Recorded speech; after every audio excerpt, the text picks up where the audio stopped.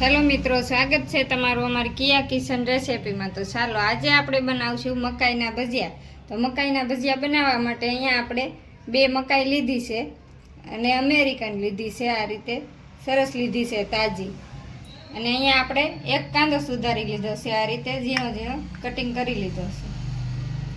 અને 1 આપણે મરચું કટિંગ કરી લીધું છે, 1 આપણે લીંબુ લીધું છે, અહીંયા અડધો વાટકો આપણે ચોખાનો લોટ લીધો છે, 1 વાટકો આપણે ચણાનો લોટ લીધો છે, 1 ચમચી નમક લીધું છે, 1 ચમચી આપણે ધાણા જીરું પાવડર લીધું છે, અને 1 ચમચી આપણે ચટણી લીધી છે લાલ મરચું, અને આદુ મરચી અને લસણની પેસ્ટ બનાવી લીધી છે આપણે।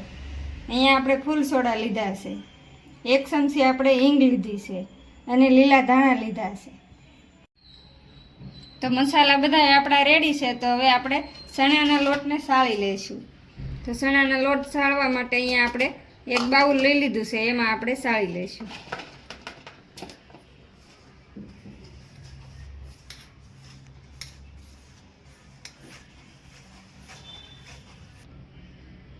તો ચણાનો લોટ આપણો સરસ સળાઈ ગયો છે, હવે આપણે ચોખાનો લોટ પણ સાળી લઈશું।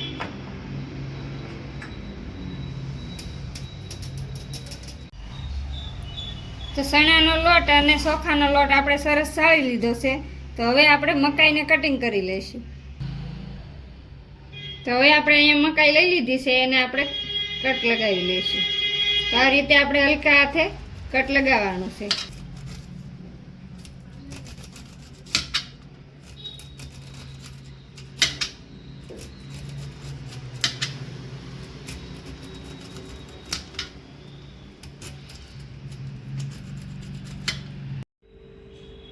તો આ રીતે આપણે ઉપરથી કટ લગાવી લીધી છે।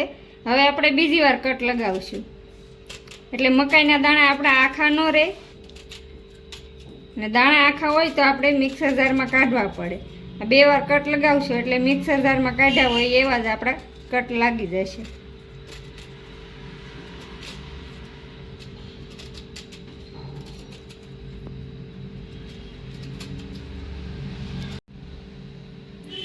તો મકાઈ સરસ આપણી કટિંગ થઈ ગઈ છે। હવે આપણે બધા મસાલા એડ કરી દઈશું। તો પહેલાં આપણે મકાઈ એડ કરી દઈશું।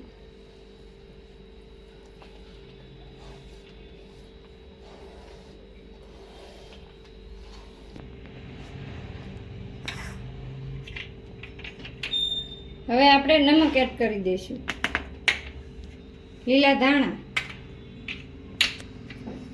ધાણા જીરું પાવડર, લાલ મરચું પાવડર, લીલા મરચાં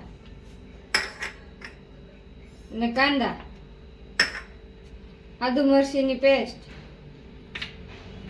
થોડી હિંગ એડ કરી દઈશું,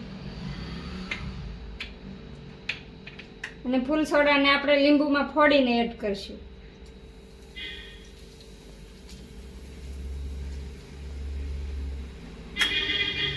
તો આ લીંબુનો રસ અને ફૂલ સોડા એડ કરી દઈશું।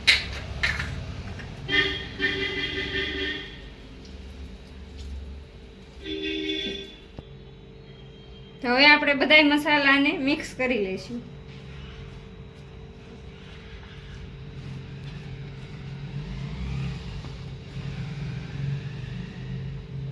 મસાલા સરસ મિક્સ થઈ ગયા છે, હવે આપણે પાણી એડ કરતા જઈશું અને બેટર બનાવી લઈશું। તો હવે આપણે થોડું થોડું પાણી એડ કરશું અને આ રીતે બેટર બનાવી લઈશું।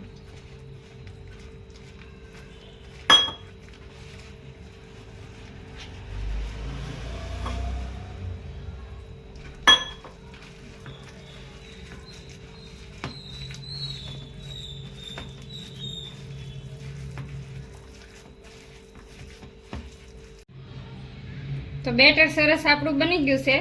તો આ રીતનું આપણે બેટર રાખ્યું છે। તો હવે આપણે તેલ ગરમ થવા મૂકી દઈશું। તો હવે આપણે અહીંયા ગેસ ચાલુ કરી દઈશું અને તેલ ગરમ થવા મૂકી દઈશું। તો થોડી વાર આપણે તેલ ગરમ થવા દઈશું। ગરમ થઈ જાય પછી આપણે તળી લઈશું। તો તેલ સરસ આવી ગયું છે, હવે આપણે તળી લઈશું.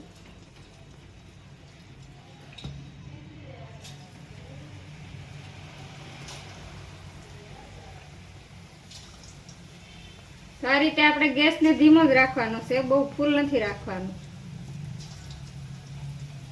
ધીમા ગેસે આપણે તળી લેવાના છે મકાઈના ભજીયા. તો સરસ આપણા ક્રિસ્પી બનશે અને સરસ કરકરા બનશે. આ રીતે આપણે ધીમા ગેસે તળી લઈશું.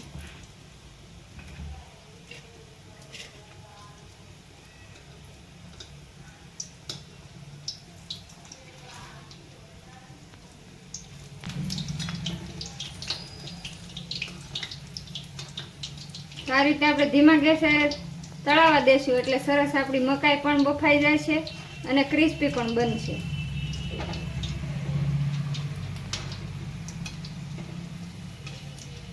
બ્રાઉન કલરના ન થાય ત્યાં સુધી આપણે તળી લઈશું. તો ભજીયાનો કલર પણ સેજ થઈ ગયો છે અને સરસ તળાઈ ગયા છે.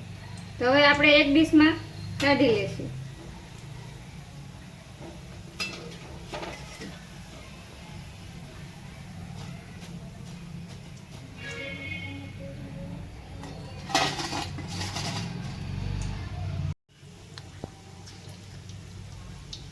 આ રીતે આપણે બધા ભજીયા તળી અને તૈયાર કરી લઈશું. તો તૈયાર છે આપણા મકાઈના ભજીયા. તો સરસ તળી અને આપણે બધા રેડી કરી નાખ્યા છે. તો હવે આપણે સોસ સાથે સર્વ કરીશું. તો તમને કેવી લાગી મારી રેસીપી? મારી રેસીપી પસંદ આવી હોય તો લાઈક કરજો, શેર કરજો અને સબસ્ક્રાઈબ કરવાનું ભૂલતા નહીં. કોમેન્ટ કરીને જણાવજો કેવા લાગ્યા લીલી મકાઈના ભજીયા.